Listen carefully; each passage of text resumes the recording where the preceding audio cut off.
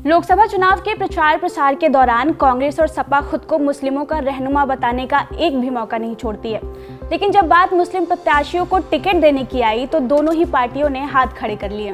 दरअसल मौजूदा आम चुनाव में देश के बड़े विपक्षी दलों के बीच मुस्लिम समुदाय का प्रतिनिधित्व 2019 में हुए लोकसभा चुनाव की तुलना में काफी कम हो गया है। इस चुनाव में कांग्रेस, तृणमूल कांग्रेस, समाजवादी पार्टी, आरजेडी, राकंपा और सीपीआईएम ने 78 मुस्लिम उम्मीदवारों को मैदान में उतारा है, जो कि साल 2019 से 37 कैंडिडेट कम है। पिछले लोकसभा चुनाव यानी साल 2019 में विपक्षी पार्टियों ने कुल 115 मुस्लिम प्रत्याशियों को मैदान में उतारा था। ऐसे में इस रिपोर्ट में जानते हैं कि देश की प्रमुख विपक्षी पार्टियों ने इस चुनाव में कितने मुस्लिम उम्मीदवारों को मैदान में उतारा है। बसपा ने इस लोकसभा चुनाव में 35 मुस्लिम उम्मीदवारों को मैदान में उतारा है, जो कि विपक्ष की सभी पार्टियों में सबसे ज्यादा है। इन 35 उम्मीदवारों में से आधे से ज्यादा यानी 17 उम्मीदवार उत्तर प्रदेश में उतारे गए हैं। इसके अलावा मध्य प्रदेश में 4, बिहार और दिल्ली में 3-3, उत्तराखंड में 2 और राजस्थान, तमिलनाडु, पश्चिम बंगाल, झारखंड, तेलंगाना और गुजरात में एक मुस्लिम कैंडिडेट को मैदान में उतारा गया है। हालांकि बसपा का इस बार का मुस्लिम उम्मीदवार पिछले लोकसभा चुनाव यानी 2019 की तुलना में थोड़ा कम है। दरअसल साल 2019 में बसपा और समाजवादी पार्टी गठबंधन में मैदान में उतरी थी। उस चुनाव में पार्टी ने 39 मुस्लिम उम्मीदवारों को मैदान में उतारा था, जिनमें से 3 जीत कर संसद पहुंचने में कामयाब हुए थे। वहीं साल 2014 में बहुजन समाज पार्टी ने कुल 61 मुस्लिम उम्मीदवारों को मैदान में उतारा था, जिनमें से एक ने भी जीत हासिल नहीं की थी। बसपा के बाद कांग्रेस ने इस चुनाव में सबसे ज्यादा यानी 19 मुस्लिम उम्मीदवारों को मैदान में उतारा है, जिनमें से पश्चिम बंगाल में 6 मुस्लिम प्रत्याशी मैदान में हैं। इसके बाद आंध्र प्रदेश, असम, बिहार और यूपी में 2-2 और कर्नाटक, केरल, ओडिशा, तेलंगाना और लक्षद्वीप में एक उम्मीदवार उतारे गए हैं। इन प्रत्याशियों की संख्या की तुलना साल 2019 के प्रत्याशियों से की जाए तो काफी कम है।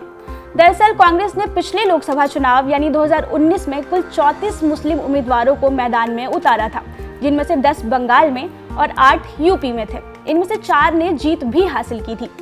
वहीं साल 2014 की बात की जाए तो उस चुनाव में कांग्रेस ने लगभग इतनी ही संख्या में यानी 31 मुस्लिम उम्मीदवारों को मैदान में उतारा था, जिनमें से 3 ने जीत हासिल की थी। हालांकि उस वक्त पार्टी ने 464 सीटों पर चुनाव लड़ा था। इस बार चुनावी मैदान में टीएमसी ने तीसरी सबसे ज्यादा यानी 6 मुस्लिम उम्मीदवारों को मैदान में उतारा है, जिनमें से 5 को पार्टी ने अपने गृह राज्य बंगाल में खड़ा किया है और 1 उम्मीदवार असम से मैदान में है। टीएमसी के मुस्लिम उम्मीदवारों की तुलना साल 2019 के लोकसभा चुनाव से किया जाए तो पिछले चुनाव में पार्टी ने पश्चिम बंगाल, ओडिशा, त्रिपुरा, असम और बिहार राज्यों में 13 मुस्लिम उम्मीदवार को मैदान में उतारा था, जिनमें से 4 की जीत भी हुई थी।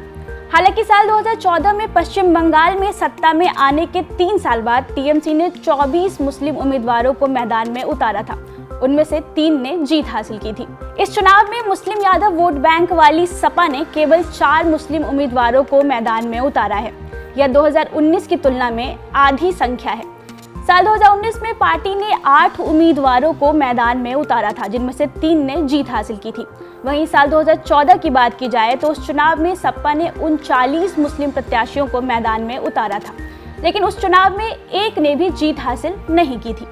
हालांकि साल 2014 में हुए लोकसभा चुनाव में सपा ने 197 उम्मीदवारों को मैदान में उतारा था, जबकि साल 2019 के लोकसभा चुनाव में पार्टी ने 49 सीटों पर ही अपने कैंडिडेट उतारे थे और इस बार यानी साल 2024 के चुनाव में सपा ने 71 सीटों पर अपने उम्मीदवार उतारे हैं। मुस्लिम यादव वोट बैंक वाली एक और पार्टी राजद ने साल 2019 में हुए लोकसभा चुनाव में 5 उम्मीदवारों को मैदान में उतारा था, लेकिन इस चुनाव में इस पार्टी ने बिहार में केवल 2 मुसलमानों को ही टिकट दिया है।